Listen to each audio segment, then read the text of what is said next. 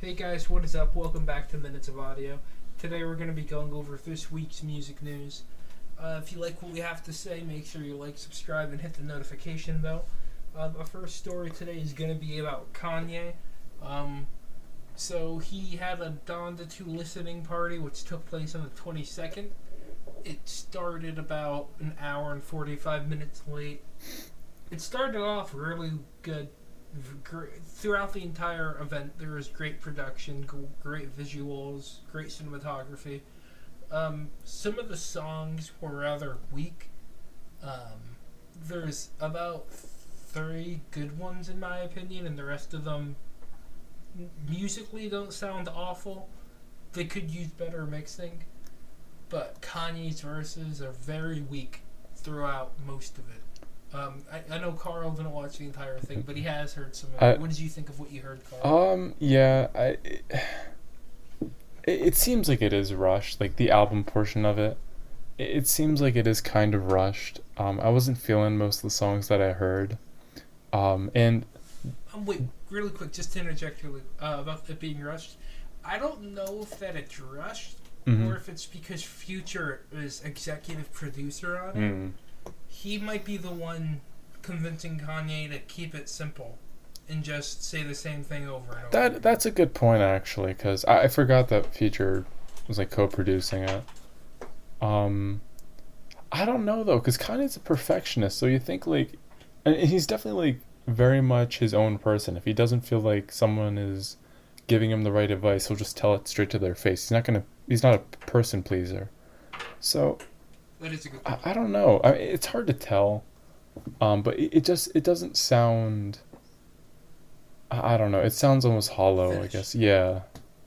Uh, I don't know. I don't know if you want to talk about real quick some of the I guess hiccups with the sound. Yeah.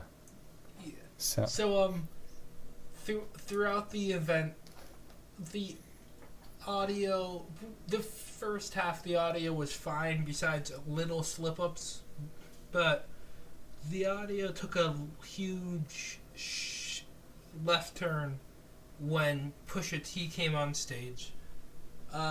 While he was performing his new track with Kanye, Diet Coke, the song stopped midway through it, and they started playing the song Pablo for the second time, which could possibly be the worst song on the album. And then after that, they started the Donda 1 performance, which that portion of the event was supposed to be Kanye performing it. But the audio people kept fucking everything up.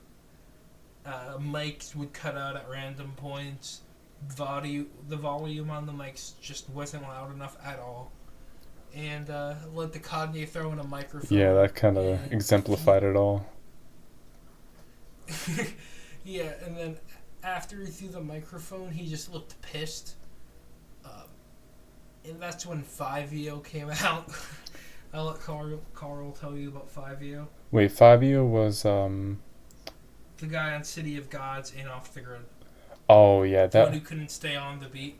off the grid especially was just horrible. Like, man, He had a look of shame on him after he finished his verse. and to be fair, like it has to be jarring because the sound of the actual like because it wasn't the instrumental playing, it was the instrumental and the vocals, like the rapping, and his mic volume was turned really low, so he was essentially trying to like battle himself to like get his voice heard, and I think that just kind of caused him to be all over the place on the beat, like rapping off rhythm, like it was a mess. I don't know if I can put it solely on him for the blame, but he definitely, because Cardi did his own thing. Like Cardi didn't sound bad, but I'd say it was 50-50 to blame for like how horrible that performance was. Yeah, that possibly... It's a shame, too, because... Well, first, Kanye didn't even rap any verses during this entire event because he didn't want to look like a fool because the audio was all fucked up. But it's a shame because Off the Grid is one of Kanye's, in my opinion, one of his best songs in the last few years. And it was completely butchered. And it looked like a talent show rendition Yeah. of it. It was a Like, joke. Playboy Cardi had his Joker makeup on. Fivio looked embarrassed as fuck, and Kanye just looked pleased but pissed Too at the cool for same school. time. But yeah, after Off the Grid happened, they kind of just walked off. I think that it ended prematurely just because of how pissed Kanye looked. Yeah. And it just felt like the event should have been long. I felt like it was going to be a 2.5 hour event, 2 hour event, just based on the hour and 45 buildup it had to it and all the buildup it's had.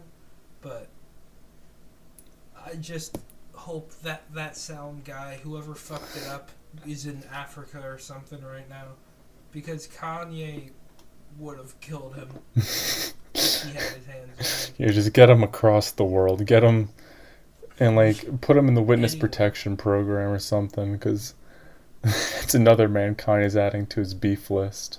I can't even imagine the how furious Kanye was. Freaking like Because knocking the down event- the door.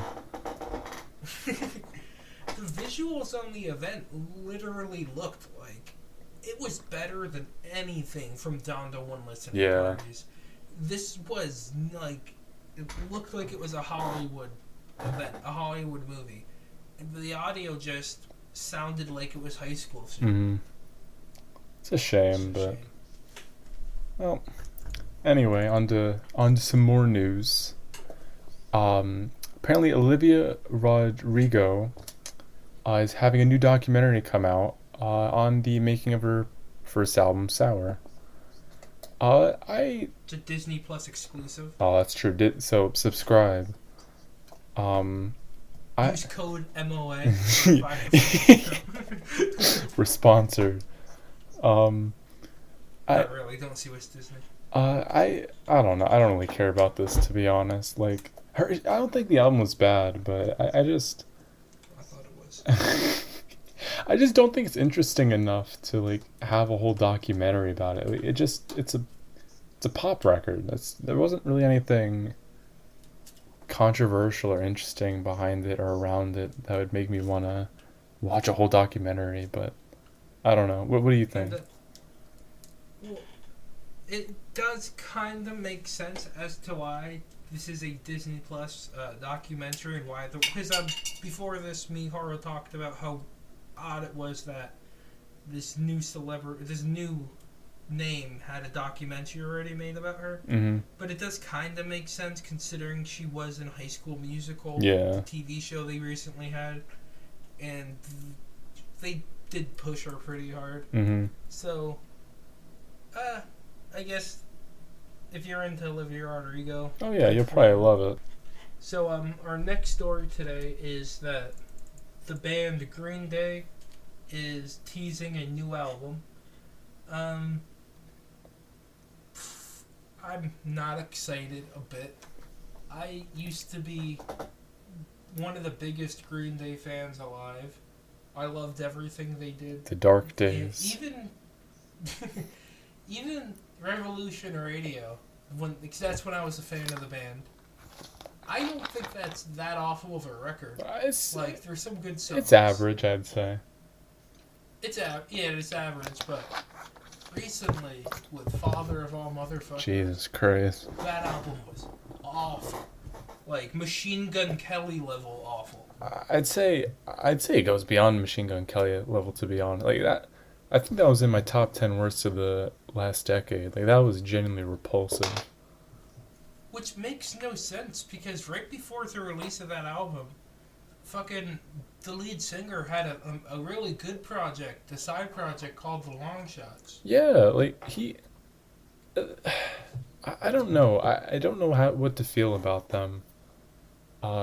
It's hard to tell, because I have more faith in them than I do in Blink-182.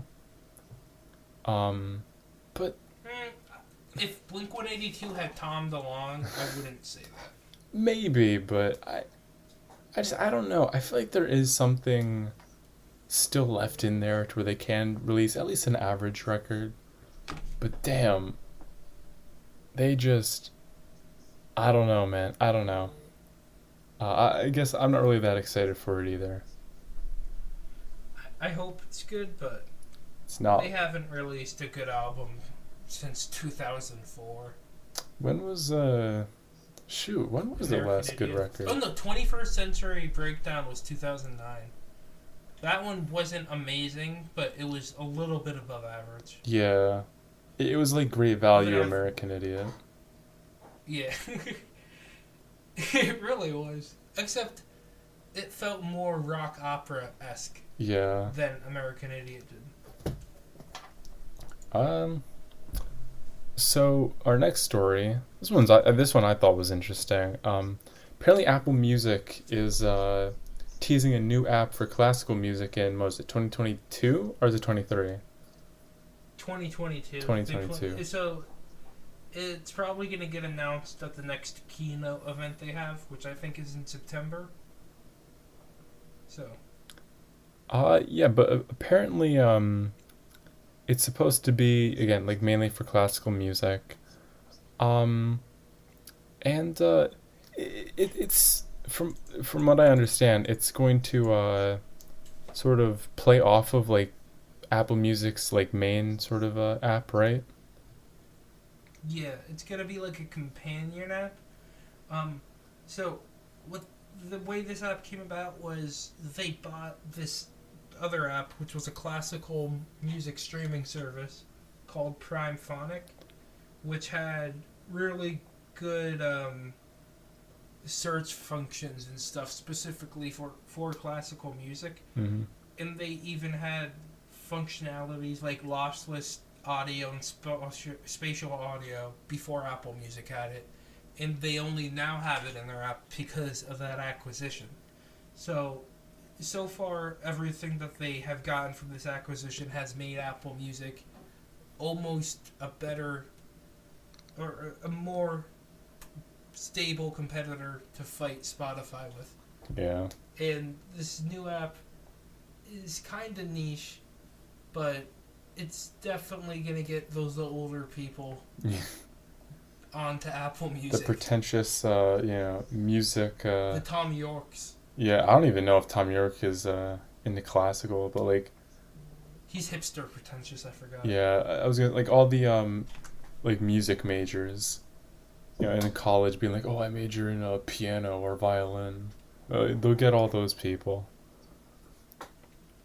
Yeah, which I mean, I guess it is a good market to tap into. Yeah. I don't know if it's an ever-growing market, but it's something. It is something. So our last news story today is about the Firefly Festival that takes place in Delaware. It's an annual festival. This year's lineup, though, is elite, pretty stacked. It would be in God tier if this was on a tier list. It has My Chemical Romance, Greenday, Weezer, Dua Lipa, Porter Robinson, Dua Lipa, 100 Gex, Conan Gray, Dorian Electra, Wolf Alex, Indigo D'Souza. Yeah, just a bunch of 100 fantastic acts. I already said that. Oh. They do deserve to have it be said twice. I mean, yeah. And like we didn't even. There's a lot of people here. There's a lot of people, and it's very diverse in genre too. Like some festivals will have a pretty like limited amount of I guess like different sounds, but diversity. Yeah, this one has a lot of diversity in it. The headliners alone, it's Halsey, My Chemical Romance, Greenday, and Dua Lipa. Which, I don't know how you say Dua it. Lipa. Dua Lipa? Yeah. Which, I mean, I guess it's a punk and pop primary festival, but they hit all the subgenres they need. Yeah. Oh, they got Charlie too. Charlie XCXC, Bleachers, Corday, Wolf Alice. Wolf Alice, Little Mids. Hey, Little Sims, goated. She's goated. Nah. Nah. Dorian Electra as well. Yeah. Do I know any of these other people? If you're in this area of Delaware, Consider it. I suggest you look into it. It's $300 for all 4 days, which sounds expensive, but For this, it's a good deal. yeah, for a My Chemical Romance concert alone, you're looking at spending $150. Same thing with a Green Day concert. So, I mean, this is a phenomenal value. Yeah. Um, So, yeah. so, I mean, I think that about wraps it up. Remember, if you like what you heard, like, comment, subscribe, hit the notification bell. Our next video should be coming out Monday. We're probably going to look out and see what albums drop on Friday, and then just kind of, review whatever one we think is the most interesting. We may also do Donda 2, we're not sure. it depends, because that rollout's been such a mess. Yeah, we don't. Well, which is. That's a question mark, at least for now. But yeah, we'll have a review out by Monday, and yeah. So we'll see you then. See ya.